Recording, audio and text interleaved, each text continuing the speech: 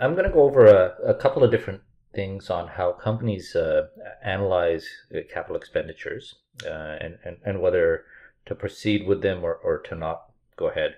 Now, before I do that, I'm going to talk about the difference, first of all, between an expense and a capital expenditure. Okay, so if you look at, most people know what an expense is. Both of these are going to be cash outflows. And an expense would be something like payroll, you're paying salaries or you're paying rent. Generally speaking, this is something where you get a benefit within the next year.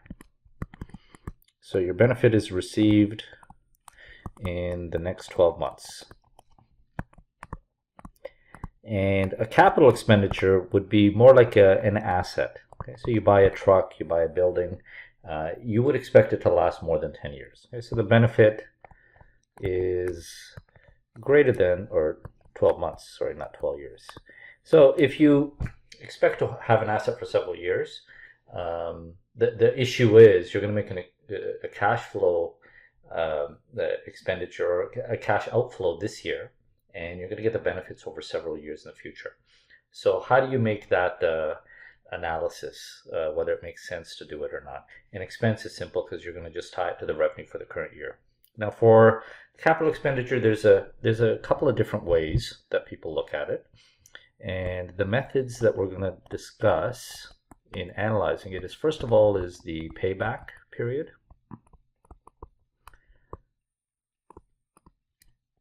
And I'll write them all out, then we'll go through them. Then there's the discounted payback.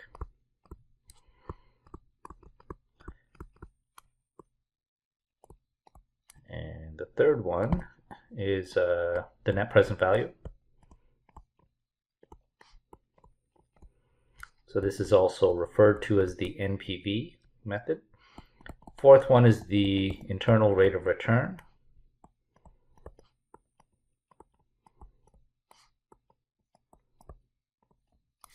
And this is called the IRR. And the fifth one is the Profitability Index.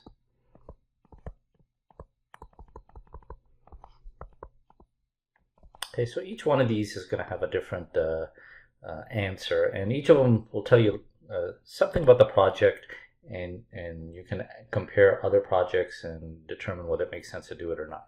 Payback period is exactly how long, exactly what it sounds like. So it's how long will it take to recover the investment.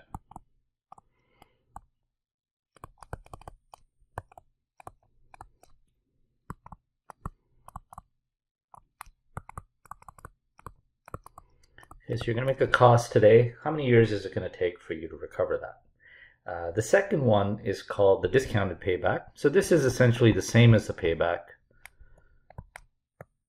except it considers the fact that there is time value of money. So money that you receive in the future is not going to be worth the same as money that you spend today. So it's the same as the payback method, but it considers time value of money. Okay, so it'll adjust and add it back into it.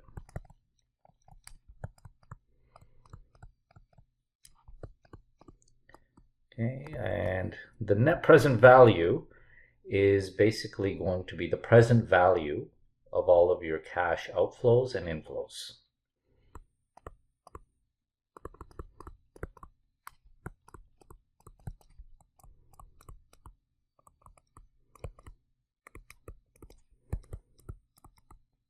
Okay, so the outflows would be negative, usually an outflow on the capital expenditures in the first year, and the inflows come in future years. So because it's a present value, this also incorporates a time value of money in it.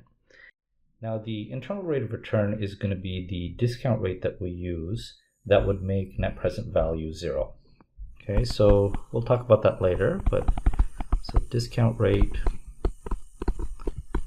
that makes NPV 0. And this essentially is what people consider as, this is the rate of return of the project.